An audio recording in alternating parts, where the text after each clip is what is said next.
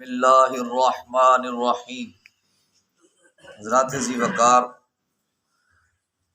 اللہ کے فضل، حضور علیہ الصلوۃ والسلام کی نظر رحمت کے طفیل مجھے اور آپ کو نماز فجر با جماعت ادا کرنے سے نوازا گیا۔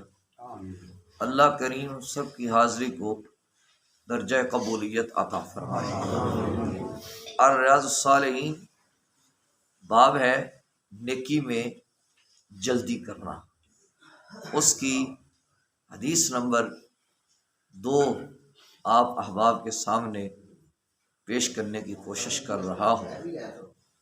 حضرت عقبہ بن حارث رضی اللہ عنہ بیان کرتے ہیں کہ ہمیں نبی کریم صلی اللہ علیہ وآلہ وبارک وسلم نے نماز عصر پڑھائی۔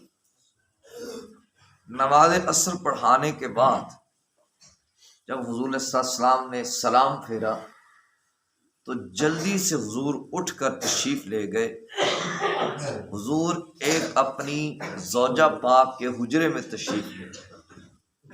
کہتے ہمیں بڑا تعجب ہوا کہ حضور کو پتہ نہیں کیا اتنی ایمرجنسی ہے، اتنی جلدی ہے۔ ہم تعجب میں پڑ گئے کہ کوئی نہ کوئی وجہ ضرور ہوگی۔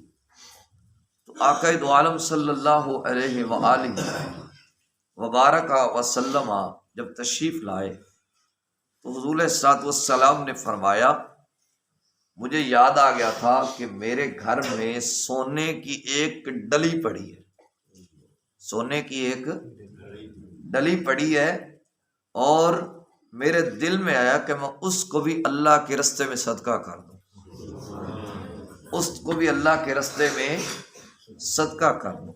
یا دوسری روایت میں یوں ہے کہ صدقے کا سونا پڑا ہوا تھا تو میں نے چاہا کہ اس کو بھی جلدی جلدی صدقہ کر دوں۔ اب اس سے 3 چیزیں ثابت ہوتی ہیں۔ ایک تو یہ ہے کہ جب بھی نیکی کرنی ہے، اللہ کی راہ میں کوئی خرچ کرنا ہے یا نماز پڑھنی ہے یا قرآن پاک کی تلاوت کرنی ہے تو اس میں دیر نہیں کرنی بلکہ جلدی کرنی ہے۔ دوسری چیز یہ ثابت ہوتی ہے کہ جو حضور نے ہمیں سبق دیا، جو درویشوں کا بھی وتیرہ ہوتا ہے، جمع نہیں، منع نہیں اور طمع نہیں، یعنی جو آ گیا اس کو جمع کر کے نہیں رکھنا، کسی نے دے دیا تو اس کو منع نہیں کرنا، اور کسی نے کچھ نہ دیا تو طمع نہیں کرنا۔ یعنی اگر ہمارے گھر میں کوئی بھی چیز پڑی ہے نا، اگر ہمیں اضافی محسوس ہوتی ہے تو اس کو فوراً اللہ کے راستے میں صدقہ کرنا چاہیے۔ 2 چیزیں ہوگی۔ تیسری چیز وہ یہ ہے کہ اگر بندے کے پاس کوئی صدقے کا مال ہو، مثلاً ایک بندے نے آپ کو پیسے دیے کہ آپ نے جا کے زید کو دے دینے، تو یہ اس کی طرف سے صدقہ ادا ہو گیا ہے، اب اس میں آپ تاخیر نہیں کر سکتے، اس کو زیادہ دیر اپنے پاس نہیں رکھ سکتے، بلکہ جو اس کا اہل ہے اس کے پاس اس کو پہنچانا ضروری ہے۔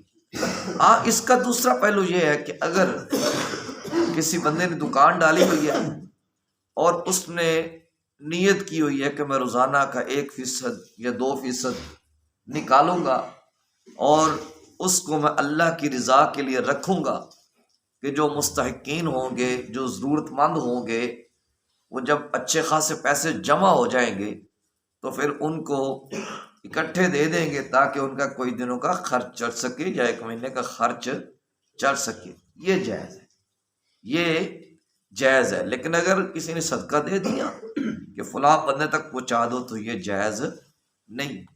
اب جو جمع نہیں ہے، منع نہیں ہے، طمع نہیں ہے، اس کا ایک حضور غوث پاک رضی اللہ تعالی عنہ نے کسی سے سوال فرمایا، اللہ کا ولی تھا، کہ آپ کیا کرتے ہیں؟ کہا مل جائے تو کھا لیتے ہیں، نہ ملے تو صبر کرتے ہیں۔ حضور غوث پاک رضی اللہ عنہ فرمایا، یہ تو غوث کی گلی کے کتے بھی کرتے ہیں۔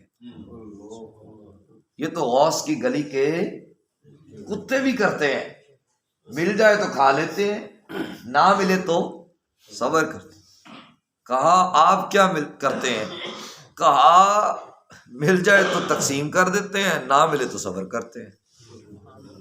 مل جائے تو تقسیم کرتے ہیں، میں آپ کے ذوق پہ قربان ہو جاؤں، یقین کریں، مل جائے تو تقسیم کر دیتے ہیں، نہ ملے تو صبر کرتے ہیں۔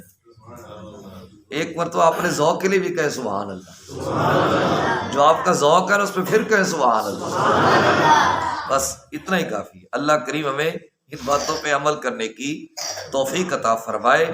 وصلی اللہ تعالی علی حبیبہ الاعلی سید الانبیاء محمد وعلی آلہ واصحابہ اجمعین برحمتک یا ارحم الراحمین۔